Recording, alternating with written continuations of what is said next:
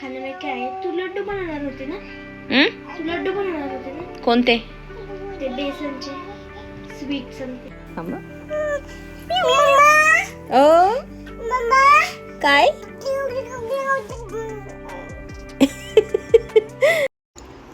Have you heard what my daughter is saying?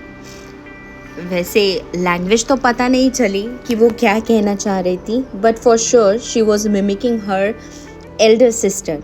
और यहाँ पे मेरी बेटी डिमांड कर रही थी कि मैं उसके लिए कुछ मीठा बनाऊँ. सो हम आते हैं हमारे किचन में और हम यहाँ पे बेसन के लड्डू बनाने जा रहे हैं. तो ऑफ कोर्स हमें यहाँ पे बेसन लगेगा. So here I am using 2 cup of बेसन. मैंने जो मार्केट में मिलता है पैकेट वाला वही बेसन लिया है. कुछ दाल भिगो के पीस के ऐसा मैंने कुछ तामझाम नहीं किया. जो रेडीमेड बेसन है मैंने वही लिया था. उसमें 1 टीस्पून के करीब मैंने घी डाल दिया था. तब तक मैंने मम्मी को ये छानने के लिए भी दिया था. अब हमें इसके लिए चाहिए क्रिस्टलाइज शुगर. अब वो मिलेगी कहाँ से, जिसे शक्कर का भूरा भी कहते हैं. मैंने एक यूट्यूब पे रेसिपी देखी थी, उसी को देख के मैं ये भूरा बनाने वाली हूँ. उसके लिए मैंने 1.5 कप के करीब शुगर लिया था और 1/2 कप मैंने वाटर लिया था. Then we are going to boil it on a high flame. अब हम इसमें इसेंस भी डाल सकते हैं या फिर कार्डमम पाउडर भी डाल सकते हैं. ये ऑप्शनल है लेकिन मैं डाल रही हूँ. यहाँ पे मैंने 1 टीस्पून के करीब 1 चम्मच भर के घी भी डाला था और मैं यहाँ पे काव घी ही यूज़ कर रही हूँ. हमें इसे अच्छे से चलाते हुए जब तक ये क्रिस्टलाइज होना स्टार्ट ना हो तब तक हमें इसे चलाते जाना है. Now you can see the consistency. ऐसा ही टेक्सचर हमें चाहिए. Actually it takes 7 to 8 minutes और अराउंड 10 मिनट्स उसके पहले ये बन जाता है. हमें गैस की जो फ्लेम है उसे ऑफ करनी है. And then we have to mix it very properly. You can see how it turn out. I got the crystallized sugar as we require for our recipe. So यहाँ पे हम इसे भी अच्छे से छान के लेने वाले हैं. मैंने इसे ठंडा होने के लिए दूसरे पैन में ट्रांसफ़र कर लिया था. यहाँ पे ये मेरा चुटकुला वापस खेलने के लिए बिज़ी हो गया है. उसे कितना भी रेडी कर दो, ये जैसा उसे पसंद है वैसा ही कर देती है.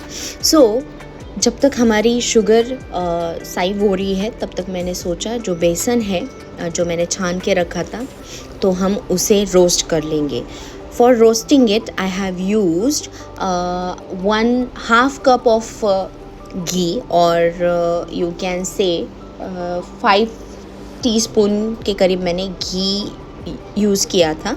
आप कम या ज़्यादा कर सकते हैं, लेकिन अगर ज़्यादा भी हो जाएगा तो जो हमारे लड्डू बनेंगे वो अच्छे से बाइंड नहीं होंगे. बाइंड तो होते हैं लेकिन जब हम उसे साइड में रख देते हैं तो वो फैलना स्टार्ट हो जाते हैं. इसलिए घी थोड़ा कम ही डालिएगा, जितना आपको बस बेसन रोस्ट करने के लिए लगता है. You can see this crystallize sugar और भूरा वो बहुत ही अच्छे से टर्न आउट हो चुका था, बहुत ही अच्छा बन चुका था.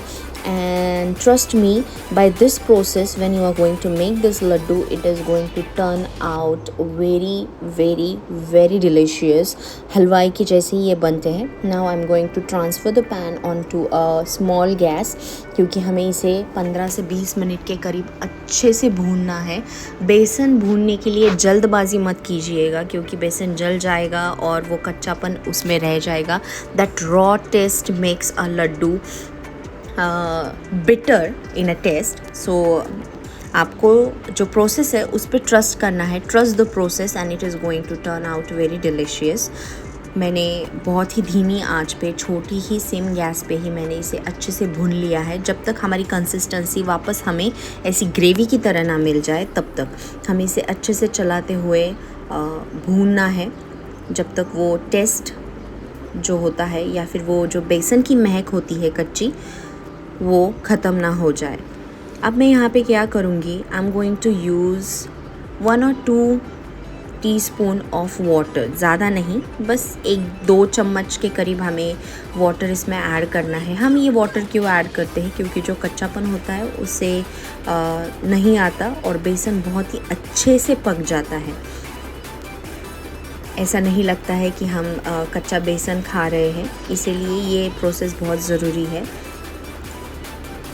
तो हम इसे अच्छे से मिलाएंगे। इसके पहले भी जब भी मैंने लड्डू बनाए थे, I use to prefer powdered sugar और स्मॉल शुगर, लेकिन उसको मैं गरम ही बेसन में डालती थी क्योंकि वो तब अच्छा बाइंड हो जाता था।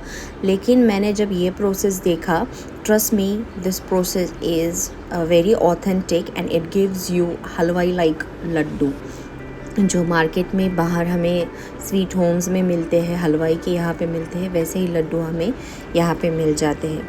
आजकल मेरी बेटी को बहुत ही मीठा खाने का दिल होता है, वो हमेशा कुछ ना कुछ पूछती रहती है, do we have something to eat in a sweet. So मैंने सोचा कि मैं ये लड्डू ही बना के रख दूँ, उसे टिफ़िन में भी दिया जा सकता है, घर पे आने के बाद भी खा सकती है।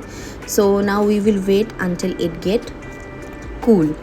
हमें ज़्यादा भी ठंडा नहीं करना है, हमें इतना ठंडा कर लेना है कि उसमें हम हाथ डाल सकते हैं बाइंडिंग के लिए और हमारी शुगर मेल्ट ना हो, जो बूरा हमने बनाया है वो मेल्ट ना हो। अब मैं यहाँ पे 5 टेबलस्पून के करीब शुगर ऐड कर रही हूँ। आप कितना मीठा पसंद करते हैं, आपको कितना अच्छा लगता है, according to that you can prefer the sugar. So यहाँ पे मैंने 5 टेबलस्पून के करीब शुगर ली थी।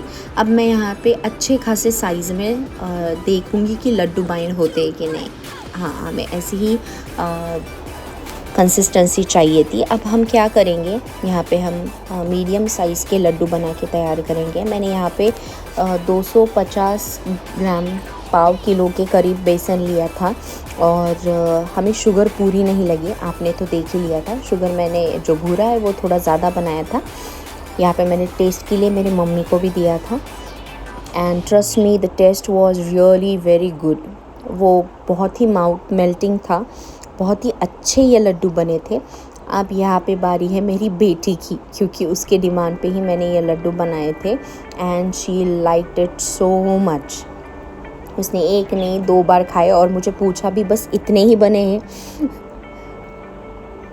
एक बार अगर प्रोसेस समझ में आया तो हम इसे आसानी से बना सकते हैं। You can see the texture inside out, बिल्कुल भी ऐसा आटे जैसा नहीं लग रहा है।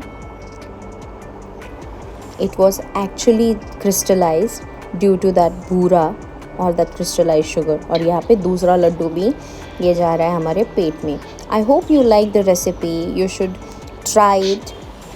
Thank you for watching.